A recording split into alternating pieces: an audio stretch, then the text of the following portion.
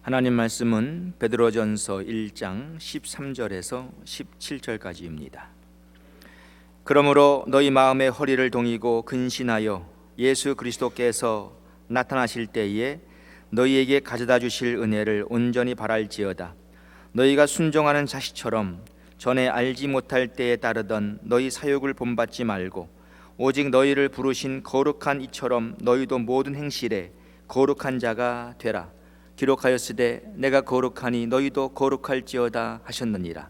외모로 보시지 않고 각 사람의 행위대로 심판하시는 이를 너희가 아버지라 부른즉 너희가 나그네로 있을 때를 두려움으로 지내라. 아멘. 오늘 우리가 다 읽지는 않았지만은 베드로전서 1장 13절에서 2장 5절까지는 우리 그리스도인들이 어떻게 살아야 하는가를 아주 구체적으로 우리에게 말씀을 해주고 있습니다.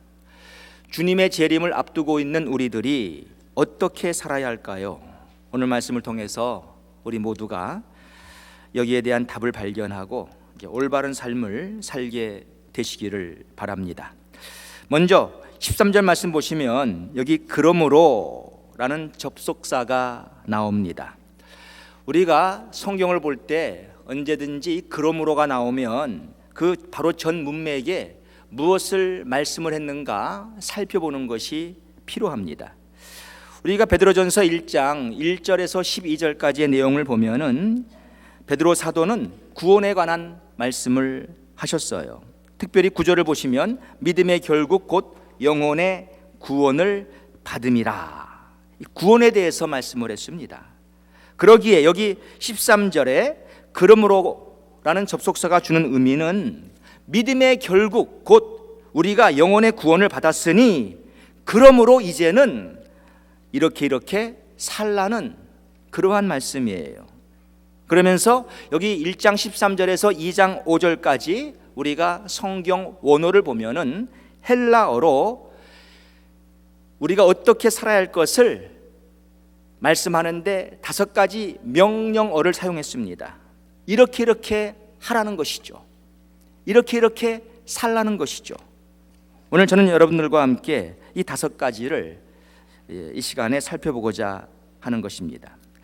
여기 말씀하는 이 5가지는 우리가 구원을 얻기 위해서 무엇을 해야 하는 것을 말하고 있지 않습니다. 이 5가지는 이미 우리는 구원을 얻은 하나님의 사람이 되었으니 이제 구원받은 사람으로서 마땅히 우리가 어떻게 살아야 하는가, 이걸 말해주고 있는 거예요.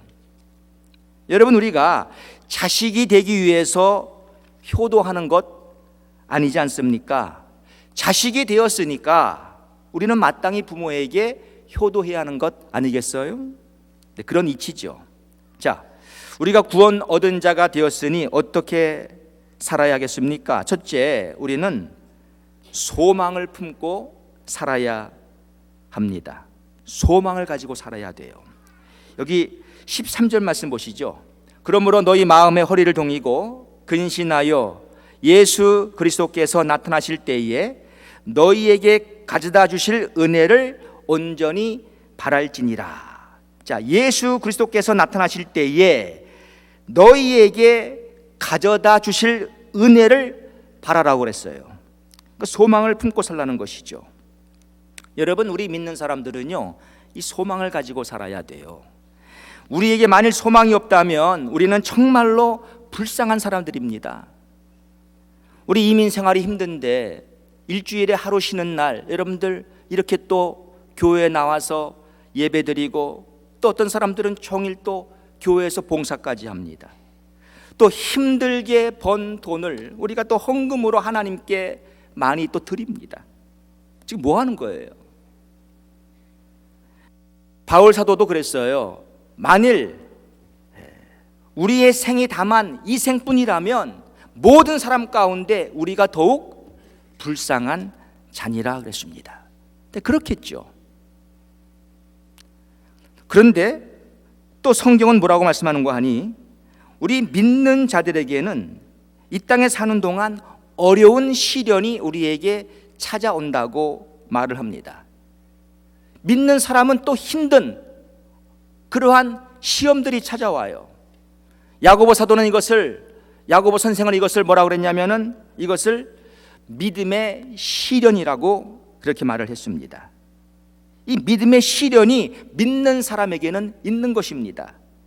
오늘 베드로전서 1장 6절과 7절로 보시면 그러므로 너희가 이제 여러 가지 시험으로 말미암아 잠깐 근심하게 되지 않을 수 없으나 오히려 크게 기뻐하는도다. 너희 믿음의 확실함은 불로 연단하여도 없어질 금보다 더 귀하여 예수 그리스도께서 나타나실 때에 칭찬과 영광과 존귀를 얻게 할 것이니라. 여기서도 보니까 여러 가지 시험, 곧 불로 연단한 그 불시험을 말하고 있는 것입니다. 믿음의 사람들에게는 이런 불시험이 찾아오는 거예요. 그래서 우리에게 고난도 있고 역경이 있는 겁니다. 그런데 이러한 고난과 역경, 시험들을 우리는 어떻게 극복할 수가 있지요? 오직 소망으로 우리가 극복할 수가 있는 것입니다. 그러니까 우리에게 소망이 있어야 돼요. 소망, 믿는 자는 소망을 가지고 살아야 돼요. 로마서 8장 18절 말씀 보시면 생각건대 현재의 고난은 장차 우리에게 나타날 영광과 좋게 비교할 수 없도다. 이 바울 사도도 그 모든 환난을 그는 소망으로 다 이겼습니다. 극복했습니다. 제가 이 시간 여러분들께 말씀드리는 소망은요, 단순히 뭐 죽으면 천국 간다 이런 소극적인 소망을 두고 하는 말이 아니에요. 제가 이 시간 말씀드리는 소망은 앞으로 나타날 영광에 대해서 매일매일 꿈꾸는 적극적인 소망입니다. 곧 미래를 현재로 당겨서 사는 것을 말하는 거예요. 우리가 이러한 소망을 가질 때 어떤 시련도 우리는 능히 감당할 수가 있는 것입니다. 이 정신병 중에 과대망상증이라고 있는데 여러분, 이 사람들은요 늘 기뻐합니다. 왜? 자기가 된 것도 아닌데 마치 된 것처럼 착각하고 있기 때문입니다. 전 여러분들이 이런 정신병자가 되라는 말은 아니에요. 제가 말씀드리는 것은 다만 내가 이미 얻은 것으로 확실히 알고 지내라는 것입니다. 이미 된 것을 된 것으로 알라는 거예요. 제가 이렇게 예를 들 수가 있어요. 한 고등학생이 대학 입시를 치르고 합격 통지서를 받았다고 합시다. 그렇다면 아직 그 학생은 그 대학에 들어가지는 않았다고 하지만 그날부터 기뻐할 수 있는 것 아니겠어요? 아직은 대학생이 아니에요. 그 학교에 들어가지 않았어요. 그러나 입학 합격 통지서를 받았고 나서 기쁜 거 아니겠습니까? 그가 기뻐서 날뛰다가 넘어져 가지고 무릎팍이 좀 상했어요. 피가 좀 납니다. 그러나 그는 웃으면서 밴데지를 그 무릎팍에 붙일 수가 있는 거예요. 그렇게도 자기가 가고 싶은 대학에 합격했거든요. 그러니까 아직은 대학에 들어가지 않았어도 이 소망이 있잖아요. 이제 곧 그 대학에 가는 거 아닙니까? 그러니까 오늘 기쁜 거예요. 오늘 우리는 구원받은 하나님의 자녀로서 예수님께서 이제 다시 오시면 천국에서 영원히 우리는 이제 살 날이 올 것입니다. 그곳에 지금 내가 들어가 있진 않지만 그러나 이 소망이 내게 확실하게 있다면 내가 오늘을 기뻐하며 웃으며 살 수가 있다는 것이죠. 그러므로 우리는 이 소망 가운데 살아야 돼요. 이게 믿음으로 사는 겁니다. 믿음으로. 히브리서 11장 1절은 뭐라고 말씀하고 있지요? 믿음은 바라는 것들의 실상이요 보지 못하는 것들의 증거니 그랬습니다. 맞습니다. 이 믿음을 갖고 살라는 거예요. 앞으로 어떠한 시련이 우리를 기다리고 있는지 우린 또 알 수 없습니다. 그러나 문제는 그 시련 자체가 아니라 소망이 없다는 것이죠. 이게 문제예요. 시련이 문제가 아니에요. 우리에게 소망만 있다면 어떠한 어려운 시련도 우리가 이길 수가 있을 줄로 믿습니다. 그러므로 우리는 이 믿음으로 살아야 돼요. 자, 우리가 그래서 골로새서 3장 1절과 2절 말씀 보시면 이런 말씀이 있죠. 그러므로 너희가 그리스도와 함께 다시 살리심 받았으면 위의 것을 찾으라. 거기는 그리스도께서 하나님 우편에 앉아 계시느니라. 위의 것을 생각하고 땅의 것을 생각지 말라 그랬습니다. 그러니까 늘 생각을 땅에 두지 말고 하늘에 두고 살라는 거예요. 여러분들 그렇게 사시기를 바랍니다. 그렇게 사세요. 그런데 우리가 어떻게 이런 소망을 가질 수가 있죠? 우리 마음의 허리를 동일 때, 그래서 여기 13절에 그러므로 너희 마음의 허리를 동이고, 이런 말씀이 있는 거예요. 우리의 마음의 허리를 동일 때, 이 마음의 허리를 동인다는 것은 마음을 꽉 짜매라는 거예요. 그러니까 딴 곳에 마음 두지 말고, 특히 이 세상 것에 마음 두지 말고 오직 마음을 하늘나라에 두고 살라는 것이죠. 그래서 골로새서 3장 바로 2절에 땅의 것을 생각지 말고 위의 것을 생각하고 살라는 거예요. 마음을 동이지 않고서는 우리의 마음이 너무 루스해집니다. 그러기에 우리는 정신을 바짝 차려야 하는 것입니다. 바로 이 정신을 바짝 차려야 한다는 말이 여기 13절에 근신하라는 말이에요. 근신. 이 근신하라는 말의 원어의 뜻은 술 취하지 않는 상태를 말합니다. 근신은 술 취하지 않는 상태예요. 그러니까 사람이 술에 취하면 정신을 한 곳에 집중시킬 수가 없지 않습니까? 이런 상태 가지고는 우리가 소망을 가질 수가 없습니다. 그러니까 정신을 바짝 차려야 한다는 거예요. 요한이 밤모섬에서 주 예수여 오시옵소서, 다시 오실 그 예수님만 바라고 살았던 것처럼 우리도 이 땅에서 그렇게 살아야 한다는 것입니다. 그럴 때 우리는 소망을 품고 살 수가 있는 것이고, 이 모든 어려움을 다 우리는 극복하고 살 수가 있는 거예요. 여러분들, 우리가 한국에서 학교 생활을 하면서 가장 즐거웠던 일이 뭡니까? 특별히 우리 초등학교 때, 뭐 중학교도 마찬가지겠지만 소풍 가는 거예요. 소풍. 이 소풍 간다 그러면 얼마나 기분이 좋습니까?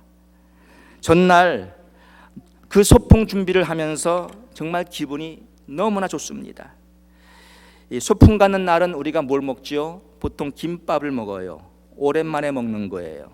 또 그때 삶은 계란, 그리고 칠성 사이다 하나를 딱 가방에 집어넣으면은요, 뭐 그냥 날 것 같습니다.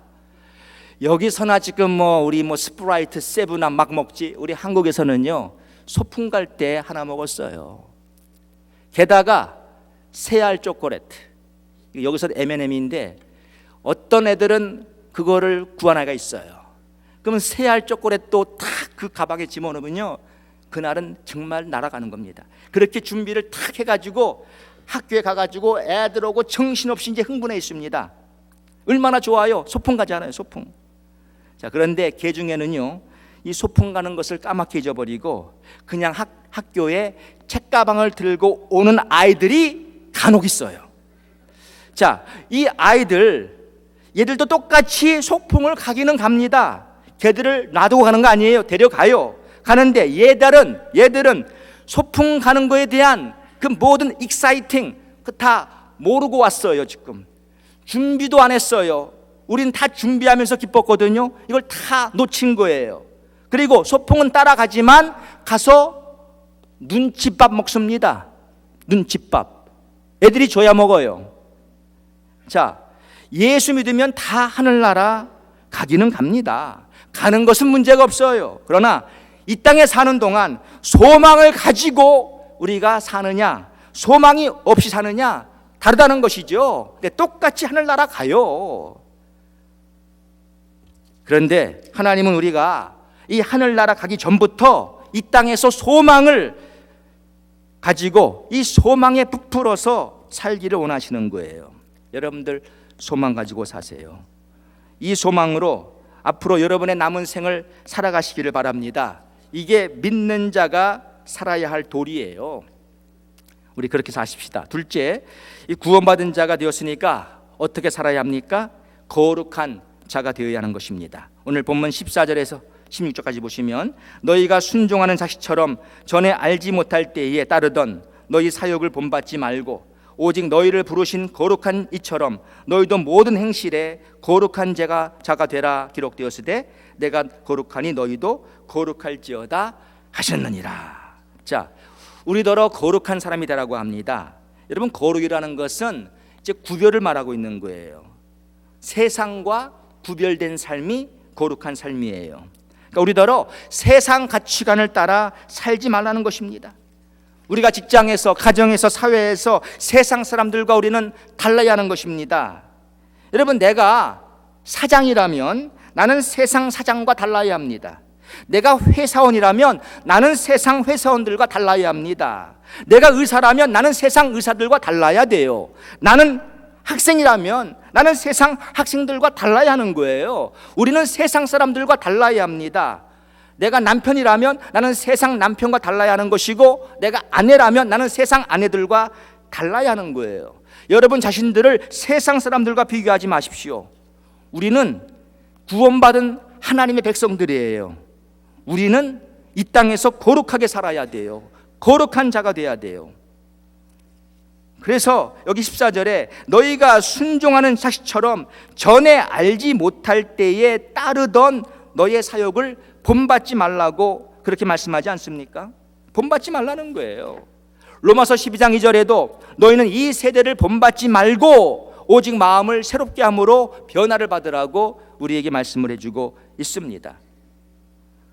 그래서 베드로전서 4장 3절에도 너희가 음란과 정욕과 술 취함과 방탕과 연락과 무법한 우상 숭배를 하여 이방인의 뜻을 쫓아 행한 것이 지나간 때가 조카도다. 너희가 예수 믿기 전에 이렇게 살았는데 다 그때로 조카다 이거예요. 더 이상 그때처럼 살지 말라는 것이죠. 우리는 거룩한 자가 되어야 합니다. 우리는, 성경은 우리를 빛의 아들이라고, 낮의 아들이라고 말을 하고 있어요. 세상 사람들은 밤의 아들, 어두움의 아들이라고 말하고 있죠. 그러니까 여러분들, 우리는 거룩한 사람이 돼야 돼요. 여러분에게 속해 있는 모든 것이 다 구별되도록 하십시오. 자, 내가 운전하는 차도요, 이게 구별돼야 돼요. 내가 심지어 사용하는 펜도 구별돼야 합니다. 내가 사용하는 컴퓨터, 내가 보는 TV, 내가 입는 옷까지도 우리는 구별돼야 돼요. 세상과 구별돼야 돼요. 믿는 사람 것은 달라야 돼요. 나라는 사람이 거룩한 자가 되면은요, 이것들도 다 거룩하게 쓰임 받을 것입니다. 여러분, 교회 안에 옛날에 사실은 기타가 들어왔을 때에도 큰 문제가 있었고, 사실 드럼이 들어왔을 때는 더 큰 문제였습니다. 여러분, 사실 드럼이 왜 그렇게 문제가 되었었죠? 세상에서 드럼은요, 여러분 음악 아시죠? 드럼 어떻게 그런 것이 여기 들어오냐 그랬어요. 그렇잖아요? 그러나 여러분, 이 드럼 자체 문제가 있는 게 아니에요. 바로 이 교회 안에 들어와 있는 드럼은 거룩한 드럼이에요. 이것으로 하나님을 찬양하는 노래 연주를 하잖아요. 이게 거룩한 드럼입니다. 그러니까 우리가 가지고 있는 모든 것이 다 거룩해져야 돼요. 내가 거룩하면, 쓰는 사람이 거룩하면 그게 다 거룩한 거예요. 그렇게 살라는 것입니다. 우리는 세상에서 거룩한 자가 돼야 돼요. 왜? 구원받은 하나님의 백성들입니다. 거룩해야 할 사람들입니다. 자, 구원받은 자가 되었으니까 우리가 어떻게 살아야 할까요? 셋째, 하나님을 두려워하며 우리는 살아야 합니다. 17절 말씀 보시죠. 외모로 보시지 않고 각 사람의 행위대로 심판하시는 이를 너희가 아버지라 부른즉 너희가 나그네로 있을 때에 두려움으로 지내라 그랬어요. 자, 세상 사람들은 하나님을 두려워하지 않죠. 그러나 우리는 두려워하고 살아야 돼요. 자, 우리는 그리스도 안에서 이 자유를 누리고 있는 사람들입니다. 우리는 율법에 매여 있는 사람들이 아니에요. 그러나 이 자유를 방종과 착각하면 안 됩니다. 이 자유와 방종은 다른 거예요. 그런데 오늘날의 그리스도인들, 그리스도 안에서 자유보다는 방종을 일삼는 경우를 우리가 많이 볼 수가 있습니다. 방종하고 살아요. 왜 방종하죠? 하나님을 두려워하지 않기 때문입니다. 내가 하나님을 두려워한다면 지금까지 내가 해오던 일, 그만두어야 할 것들이 있을 것입니다. 내가 하나님을 정말로 두려워한다면 지금까지 내가 해오지 않던 일, 이제 당장 해야 할 일들이 있을 것입니다. 내가 하나님을 두려워하지 아니하니까 그만두어야 할 일을 계속해서 하고 있는 것이며, 내가 하나님을 두려워하지 않으니까 내가 해야 할 그 일들도 계속해서 지금 안 하고 있는 거예요. 하나님을 경외하지 않으니까. 여러분, 하나님 경외해야 돼요. 하나님 두려워하고 살아야 돼요. 우리가 운전 중에 한창 스피드를 내다가 이제 길가에 순경이 있는 거 봤습니다. 어떻게 하지요? 다 우리 스피드 줄입니다. 당연합니다. 저도 마찬가지예요. 왜 그렇죠? 폴리스, 순경이 두렵거든요. 그 사람 자체가 두려운 것이 아니라 이게 법 아닙니까 이게. 그러니까 막 스피드 내다가도 폴리스가 있다 그러면 탁 줄이는 거예요. 여러분, 하나님은 눈에 보이지 않죠. 그러니까 사람들이요 제멋대로 사는 거예요. 심지어 우리 믿는 사람들도. 아니, 믿는다는 사람들이 하나님 눈에 안 보인다고 제멋대로 살면 되겠어요? 우리는 믿음을 갖고 있는 사람들인데. 우리는 뭘 믿습니까? 하나님의 무소부재하심을 믿습니다. 적어도 우리가 말로 하나님의 무소부재를 믿는다고 말합니다. 이 무소부재가 뭐입니까? 하나님은 어디든지 다 계신다는 것이죠. 내 눈에 지금 보이지 않지만 하나님은 계신다는 것이죠. 여기 하나님 계십니까? 안 계십니까? 이 자리에 계세요. 우리 다만 눈으로 안 볼 뿐이에요. 맞습니다. 우리 하나님은 무소부재하신 하나님이에요. 여러분이 어디를 가시든 거기 하나님 계십니다. 내가 혼자 있을 때에도 거기 하나님이 계십니다. 그럼 여러분, 신앙이 뭐예요? 신앙이라는 것이 눈에 보이지 않는 하나님을 내가 계시는 것처럼 믿고 사는 게 신앙이에요. 그렇지 않습니까? 그 하나님 두려워해야죠. 하나님이 계신데 함부로 살 수 있습니까? 순경이 있어도 가던 스피드를 우리가 줄이는데 하나님 눈에 안 보인다고 제멋대로 살면 되겠어요? 하나님 계시거든요. 사람이 볼 때는 하는 척하고 사람이 안 볼 때는 제멋대로 사는 것은 이건 신앙인의 삶이 아닙니다. 그래서 우리가 코렘데오라는 말을 하는데 이 코렘데오라는 말은 하나님 앞에서 그런 뜻이거든요. 항상 이 코렘데오의 신앙을 우리가 가져야 할 줄로 믿습니다. 여러분, 하나님 두려워하세요. 왜요? 우리 하나님은 심판자이시거든요. 17절 말씀 보시기 바랍니다. 다시. 외모로 보시지 않고 각 사람의 행위대로 심판하시는 이를 너희가 아버지라 부른즉 너희가 나그네로 있을 때에 두려움으로 지내라. 그렇게 말씀하지 않습니까? 각 사람의 행위대로 판단하신답니다. 여러분, 하나님은요 모든 걸 다 알고 계세요. 우리의 모든 행위를 하나님은 다 세심하게 아십니다. 자, 나의 잘못된 모든 행동을 훤히 알고 있는 사람이 지금 내 옆에 있다면 그 사람 두렵겠어요? 안 두렵겠어요? 나에 대한 모든 걸 다 알고 있을 사람이요, 두렵겠죠? 네, 맞습니다.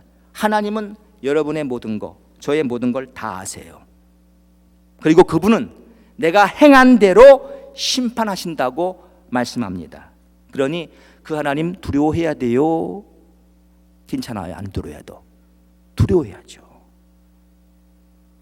여러분, 하나님을 두려워하세요. 믿는 사람들은 이렇게 살아야 돼요. 하나님 우습게 여기지 마세요. 하나님 가지고 놀려가지 마세요. 하나님은 절대 우리 손에 잡히지 않습니다. 하나님은 우리의 플레이 대상이 아니에요. 마태복음 10장 28절에 이렇게 말씀하죠. 몸은 죽여도 영혼은 능히 죽이지 못하는 자들을 두려워하지 말고 오직 몸과 영혼을 능히 지옥에 멸하시는 자를 두려워하라. 하나님 두려워하고 살라는 거예요. 자, 구원받은 자가 되었으니까 어떻게 살아야 하죠? 네 번째, 피차 뜨겁게 사랑하고 살라고 말씀합니다. 베드로전서 1장 22절 말씀 보시면 너희가 진리를 순종함으로 너희 영혼을 깨끗하게 하여 거짓이 없이 형제를 사랑하기에 이르렀으니 마음으로 뜨겁게 서로 사랑하라. 이렇게 말씀합니다. 우리더러 사랑하래요. 예, 구원받은 자가 되었으니까 이제 뜨겁게 피차 사랑하고 살래요. 우리가 기독교를 사랑의 종교라고 흔히 말을 합니다. 하나님이 세상을 이처럼 사랑하사 독생자를 주셨으니 여기에서 기독교가 나왔거든요. 또 주님이 주신 세 계명이 뭡니까? 내가 너희를 사랑한 것 같이 너희도 서로 사랑하라, 이 말씀이었어요. 너희가 서로 사랑하면 모든 사람이 너희가 내 제자인 줄을 알리라. 주님은 사랑하라고 말했습니다. 자, 우리가 서로 사랑하면은요, 세상의 모든 사람들이 우리가 그리스도의 제자인 줄을 안돼요. 알게 된대요. 서로 사랑하면. 그러니 우리가 서로 사랑하고 살면은 전도가 그냥 되는 것이죠. 그렇지 않겠어요? 오늘날의 문제는, 교회의 문제는 이 사랑이 없다는 것 아니겠습니까? 교회 안에 사랑이 없다는 것이죠. 사랑이 없음이 정말로 큰 문제입니다. 베드로전서 4장 8절에 이런 말씀이 있습니다. 무엇보다도 뜨겁게 서로 사랑할지니 사랑은 허다한 죄를 덮느니라. 네, 너무나 중요한 말씀이에요. 여러분, 우리 가운데 죄 없는 사람은 아무도 없습니다. 우리 모두는 다 죄인들이고 우리는 다 죄를 짓고 삽니다. 우리가 이 죄인들이기 때문에 여러분, 우리는 실수를 자주 하고 우리는 허물이 많습니다. 남에게 잘못도 많이 하고. 그러니까 이 죄가 문제라고요. 근데 여러분 보십시오. 우리 모두가 다 죄가 있어요. 다 죄가 있는데 내가 남의 죄를 이제 지적만 하고 그 죄를 정죄하고 살면은요, 우리 가운데는 싸움이 그칠 날이 없어요. 왜? 다 죄인이니까 죄가 보이거든요. 그러니 내가 남의 죄를 이제 손가락 시작하면은 끝이 없는 거예요. 다. 왜? 다 죄가 보이니까, 다 죄가 있으니까, 죄인들이니까. 그러면 그 공동체가 어떻게 되겠어요? 그런데 사랑이라는 것은 보니까 모든 허다한 죄를 덮어버린대요. 그러니까 사랑하면 되는 거예요. 죄 지은 것이 잘했다는 말이 아닙니다. 잘했다는 말이 아니죠. 근데 잘한 것이 아닌데 우리는 어쩔 수 없이 죄를 짓거든요. 어쩔 수 없이 남에게 상처를 어쩔 수 없이 주거든요. 부부가 서로 살면은 상처 줘요, 안 줘요? 줄 수밖에 없어요. 왜? 부부이기 때문에 그래요. 여러분이 다른 남편으로부터는 상처 안 받아요. 여러분이 다른 아내로부터는 상처 안 받아요. 왜? 같이 안 사니까. 그러나 같이 사람은 살게 되면, 같이 가까이 있게 되면은 죄가 보이는 거예요. 상처를 받고 상처를 주는 거예요. 그럴 수밖에 없습니다. 여러분들이 다른 교회 교인 들어오고 문제 있는 거 아니에요. 우리 교회 안에 교인 들어오고 문제가 있는 것이지. 왜? 가까이 있으니까. 근데 이걸 계속 지적하고 정죄하면은 싸움이 그칠 날이 없죠. 그런데 해결책이 뭐냐? 사랑하면 되는 거예요. 사랑하면. 사랑은 모든 허다한 죄를 덮느니라, 이거예요. 그러니까 사랑하면 죄를 덮어줘요. 그러니까 사랑할 수 있는 거예요. 웃으며 살 수 있는 거예요. 비록 죄를 졌다 하더라도. 여러분들도 집이 그냥 엉망진창인데 갑자기 손님이 왔어요. 어떻게 합니까? 그냥 어떻게 합니까? 막 전화로 나 이제 금방 간다 그러면은 친이라고 정신없잖아요. 그거 어떻게 덮어버리잖아요. 그냥 막 그냥 이불로 막 덮어버리고 막 감추잖아요. 그러면 감췄다고 해서 없는 거예요? 있지만 안 보이는 거죠. 이게 덮는 거거든. 사랑은 덮는다는 것이 뭐냐면 내 죄가 있어요. 허물이 있어요. 그러나 덮어버리면 그냥 끝나는 거예요. 덮어버리면. 사랑은 허다한 죄를 덮습니다. 우리 사랑하고 삽시다. 서로 사랑하면 서로 덮어주는 거예요. 그렇게 살라고 주님 말씀하는 겁니다. 왜? 구원받은 자가 되었으니까. 구원받은 자가 되었으니까. 우리가 고린도전서 13장 1절의 말씀 보시면 내가 사람의 방언과 천사의 말을 할지라도 사랑이 없으면 소리나는 구리와 울리는 꽹과리가 되고 내가 예언하는 능이 있어 모든 비밀과 모든 지식을 알고 또 산을 옮길 만한 모든 믿음이 있을지라도 사랑이 없으면 내가 아무것도 아니요 내가 내게 있는 모든 것으로 구제하고 또 내 몸을 불사르게 내어줄지라도 사랑이 없으면 내게 아무 유익이 없느니라 그랬잖아요. 사랑이 진리라는 거예요. 사랑하지 않으면 다 소용없다고 여기서 말씀하고 있습니다. 우리 서로 사랑합시다. 그래서 여기 1장 22절 말씀 보시면 거짓이 없이 형제를 사랑하기에 이르렀으니라고 말씀하는데 여러분 이게 무슨 뜻인지 아십니까? 거짓이 없이 형제를 사랑한다는 말은 어떤 사람이 어려운 일을 당했어요. 그러면 참 안 됐다 말만 하는 게 아니라 do something, 뭔가 그 사람을 위해서 하라는 것이죠. 말만 하지 말고 감정만 갖지 말고 액션을 취하라는 거예요. 액션을. 왜? 사랑은 행동입니다. 사랑은 액션이에요. 말이 사랑이 아니고 필링이 사랑이 아니에요. 사랑이라는 것은 액션입니다. 하나님이 세상을 이처럼 사랑하사 어떻게 했어요? 독생자를 주신 거예요. 이게 사랑이에요. 사랑. 하나님이 세상을 사랑하셔서 그냥 안 됐다, 쟤들 안 됐다, 이게 아니라 사랑하니까 주신 거예요. 이게 사랑입니다. 우리 피차 서로 사랑하고 삽시다. 서로 사랑하고, 부부가 서로 사랑하시고 성도끼리 서로 사랑하세요. 덮어주고 사시고 사랑하며 삽시다. 자, 마지막으로 다섯 번째, 뭘 해야 합니까? 하나님 말씀을 사모하라는 거예요. 이게 바로 베드로전서 2장 1절과 2절입니다. 그러므로 모든 악독과 모든 기만과 외식과 시기와 모든 비방하는 말을 버리고 갓난 아이들과 같이 순전하고 신령한 젖을 사모하라. 이는 그로 말미암아 너희로 구원에 이르도록 자라게 하려 함이니라. 저기 신령한 젖이라고 말했는데 이게 바로 하나님의 말씀을 두고 하는 말이죠. 여러분, 갓난 아이들이 이 젖을 얼마나 사모합니까? 아이들이 엄마의 젖을 찾을 때에는 아무리 아이를 달래보고 음악을 틀어주고 별짓 다 해도 소용없습니다. 젖을 주어야 이 아이의 울음이 그쳐요. 그만큼 아이는 젖을 막 사모하고 찾는 것이죠. 이렇게 하나님 말씀을 우리더러 사모하고 살래요. 다른 무엇보다도 하나님 말씀을 찾고 살래요. 말씀을 가까이 하고 살래요.